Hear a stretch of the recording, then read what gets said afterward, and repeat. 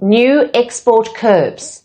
It says it wants to block military use of rare earths. But these rules will affect global supply chains, especially for high-tech companies in the United States. The timing is important. The move comes just days before new trade talks with President Trump. Look at what these new rules say. Now, China says that they will block the sharing of key technologies, and this includes anything which can help countries set up their own supply chain of rare earths. For decades, Africa was described as rich in resources but poor in wealth. But what the world failed to see, or chose to ignore, is that Africa has quietly become the center of the most valuable resource race of the 21st century. Not gold, not oil, but rare minerals, the metals that power modern civilization. Cobalt, lithium, graphite, nickel, manganese, copper, and the Earth's rarest elements, neodymium, dysprosium, and praseodymium, essential for electric vehicles, smartphones, satellites, and renewable energy systems. Together, these minerals represent over $7 trillion in untapped potential, and Africa holds the keys. For years, the West thought of Africa only as a source of cheap extraction. But while Western powers were distracted, Africa began building something they didn't expect: a rare minerals empire rooted in sovereignty, technology, and global leverage. This is how it happened. In the 20th century, oil powered the world. In the 21st, technology does, and technology runs on minerals. Every electric car battery, smartphone chip, and wind turbine depends on critical materials, and the countries that control them hold the future in their hands. Africa provides 70% of the world's cobalt, mostly from the Democratic Republic of Congo, 40% of global manganese, from South Africa and Gabon, nearly 50% of graphite, from Mozambique and Tanzania, vast lithium reserves in Zimbabwe, Namibia, and Mali, rare earth concentrations across Burundi, Malawi, and Madagascar. For years, these resources left the continent as raw materials, cheap exports refined abroad for massive profits. But the tide is turning. Across Africa, a new generation of leaders, investors, and entrepreneurs is rewriting the rules, building local processing, investing in refineries, and forming strategic alliances that threaten to reshape global supply chains forever. It didn't happen overnight. It happened quietly, through policy, partnership, and persistence. In 2021, Zimbabwe banned raw lithium exports, forcing foreign companies to build processing plants locally.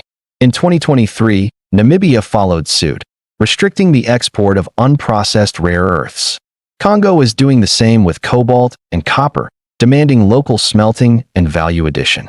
This isn't isolationism. It's a strategy, one that says, if you want our minerals, invest in Africa.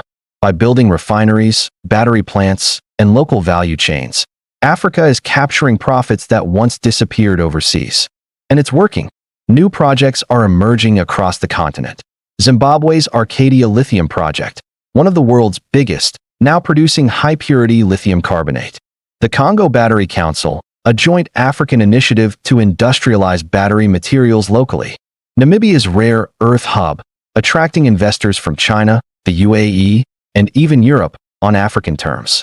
South Africa's manganese corridor, integrating local mining, refining, and logistics for electric vehicle supply. Africa is no longer a passive player. It's becoming the backbone of the green economy. While the West focused on oil politics and trade wars, China quietly moved in. 2 decades ago, Beijing saw what others didn't: that the future would run on minerals, not fuel. Chinese firms invested billions in African mining infrastructure, not just to extract, but to process and transport. Today, China controls roughly 70% of Africa's critical minerals supply chain, but many of those projects are now co-owned by African governments. That's the part most Western analysts miss. Africa is no longer just selling resources, it's negotiating ownership. Deals now include clauses for local content, community development, and sovereign equity stakes.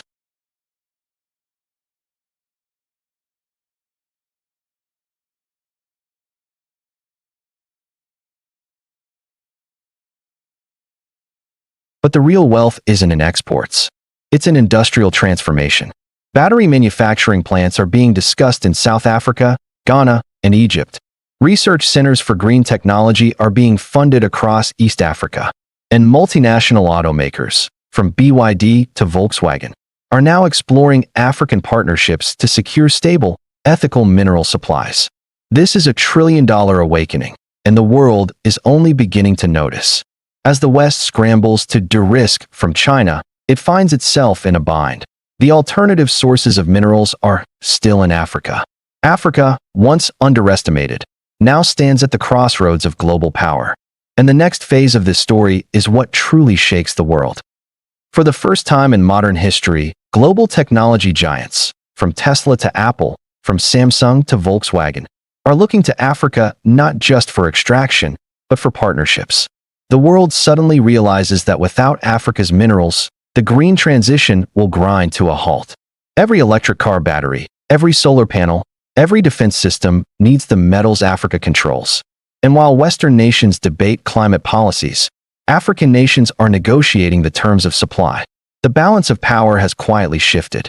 In Washington, London, and Brussels, think tanks now publish anxious reports titled The African Supply Chain Challenge. In Beijing, they call it strategic continuity. In Africa, it's called something simpler. Finally, our time.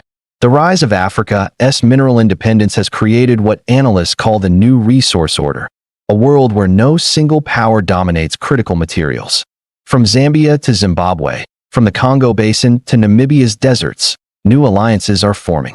African states are coordinating policies, sharing infrastructure, and creating mineral corridors, networks of mines, refineries, and transport lines designed to serve Africa first.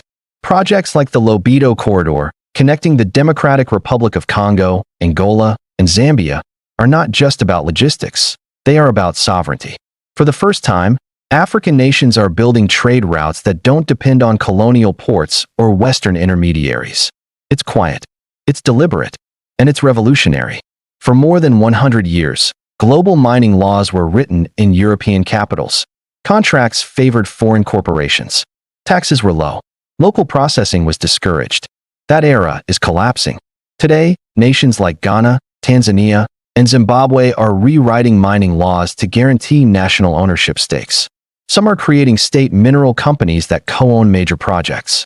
Others are building strategic reserves, hoarding critical metals for future use or price control. To Western investors, it feels like losing control. To Africans, it feels like justice. As one Ghanaian official put it, for decades, they told us to export what we had and import what we needed. Now we're exporting finished products, and they're importing from us. The 20th century ran on oil diplomacy. The 21st is running on mineral diplomacy, and Africa holds the cards.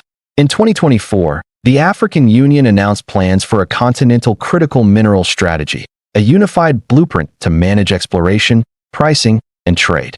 The strategy calls for shared infrastructure, joint research, and African-owned mineral exchanges. If implemented, it could create a continental pricing system, much like OPEC does for oil. That means African countries would no longer rely on London Metal Exchange benchmarks to set their prices. They could price their own cobalt, their own lithium, their own rare earths.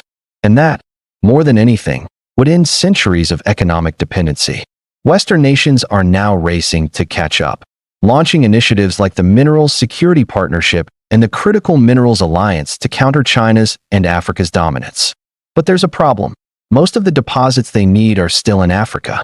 And Africa, for once, is setting the conditions. Countries are demanding technology transfer, local jobs, environmental safeguards, and domestic ownership stakes in every new deal. No more one-sided contracts. No more secret licenses. If a company wants African minerals, it must now invest in African growth. That's the new rule, and it's shaking boardrooms across the West. China may have gotten a head start, but Africa isn't anyone's backyard. Many African nations are now diversifying partnerships, working with India, the Gulf, Europe, and the US under new terms. The message is clear. Africa will trade with all, but submit to none. This multipolar approach gives Africa unprecedented leverage. No longer confined to one power block, it can play all sides, securing funding, infrastructure, and technology while keeping ownership at home. For the first time in modern geopolitics, Africa is not reacting to power, it is shaping it. Look beyond the mines, and you'll see something even bigger. Industrial parks are rising in Ethiopia, Kenya, and Rwanda. Battery factories are being planned in South Africa, Ghana, and Morocco. Universities and research labs are launching programs in materials science and renewable engineering. Africa isn't just extracting minerals, it's building the industries of the future. From cobalt refineries in Congo to electric vehicle assembly in Egypt, the transformation is underway. In 10 years, Africa won't just export minerals, it will export technology. And that's when the global hierarchy truly flips. For centuries, Africa's resources built the wealth of other continents. Now, those same resources are building Africa's own empire, one based not on conquest, but on control. A $7 trillion empire of rare minerals. Refined locally, traded regionally, valued globally.